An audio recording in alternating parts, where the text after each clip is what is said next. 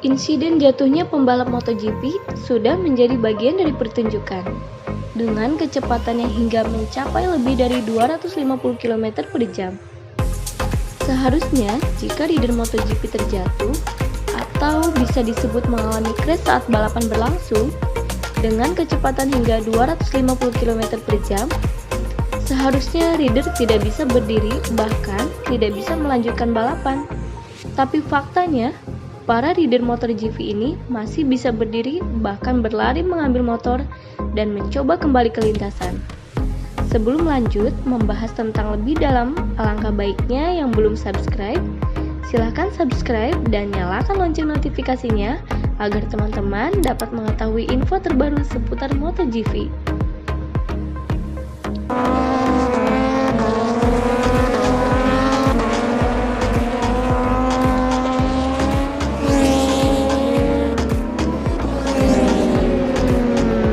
Fungsi wearpark balap sendiri bukan hanya sebagai pelindung, tapi juga pakaian yang nyaman untuk para pembalap.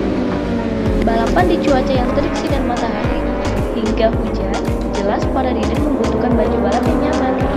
Sebab performa mereka pun sebenarnya juga dipengaruhi oleh hal tersebut juga. Di balik kenyamanan dan perlindungan yang diberikan, ternyata wearpark memiliki cukup banyak fakta. Nah, berikut beberapa fakta teknologi yang berada di wearpark rider MotoGP.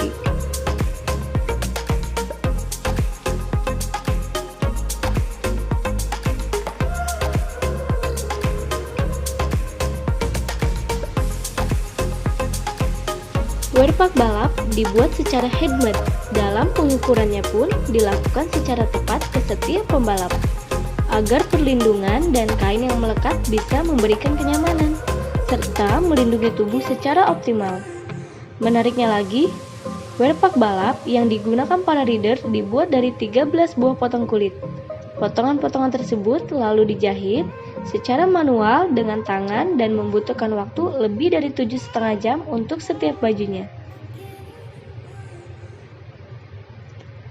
Agar peran dari wearpark balap semakin optimal saat melindungi tubuh pembalap, seluruh bagian rancing suit itu pun dilengkapi dengan airbag. Selain itu, fitur tersebut juga ditunjang dengan sensor canggih, sehingga bisa mendeteksi apakah pembalap masih berada di lintasan balap atau tidak.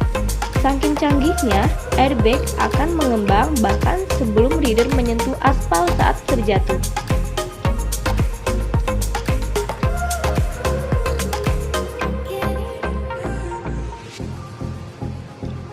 Punya 6 bagian pelindung. Selain airbag, wearpark balap MotoGP mempunyai 6 bagian pelindung. Di antaranya adalah 2 untuk lengan, 2 di kaki, 1 untuk dada, dan 1 laginya di punggung.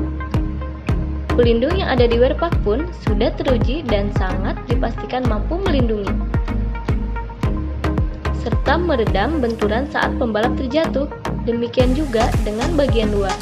Ketangguhan dan ketahanannya terhadap gesekan sudah teruji pula. Terbuat dari kulit kanguru. Wearpark balap ini terbuat dari kulit kanguru dan sapi. Hanya saja kulit kanguru lebih umum dipakai sebab material ini sangat tahan terhadap abrasi yang bisa terjadi. Jatah wearpark untuk rider setiap pembalap MotoGP setidaknya mendapatkan 4 wearpark balap di setiap serinya. Selain itu, para rider pun mendapatkan juga 3 pasang sepatu bot dan sarung tangan. Memang wearpark balap dikembangkan dengan metode khusus yang memiliki ketahanan cukup baik, namun tetap saja rancing suit ini bisa rusak. Tidak hanya itu, ternyata baju balap ini juga bisa diperbaiki oleh pabrikan setelah rider mengalami kecelakaan. Nantinya, wearpark balap tersebut akan diperiksa kerusakannya secara teliti. Jika memungkinkan, akan diperbaiki langsung. Setelah itu, akan dikirim untuk bisa digunakan di gelaran seri balap berikutnya. Jeremy Appleton dari Alpinetars menjelaskan total berat rancing suit sekitar 4,5 kg dengan pengukuran yang berbeda bagi tiap pembalap, sementara tebalnya antara 1,2 sampai 1,4 mm.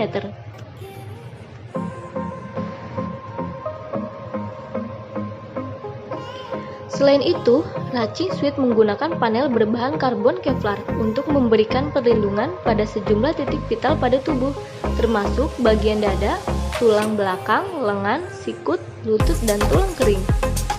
Tiap panel dari pakaian ini disambung dengan jahitan khusus memakai benang Kevlar yang kuat. Semua panel dijahit ganda. Untuk bagian yang rawan terbentur dijahit dengan lebih banyak jahitan. Bagian punduk dibuat dari bahan Kevlar dan dirancang mampu menyangga helm jika jatuh. Bagian ini juga menjadi ruang penyimpanan air minum agar pembalap tidak mengalami dehidrasi. Segini dulu pembahasan kita mengenai keamanan wearpack MotoGP. Jika kalian suka dengan video ini, silakan menekan tombol like, dan tidak suka silakan menekan tombol dislike. Terima kasih.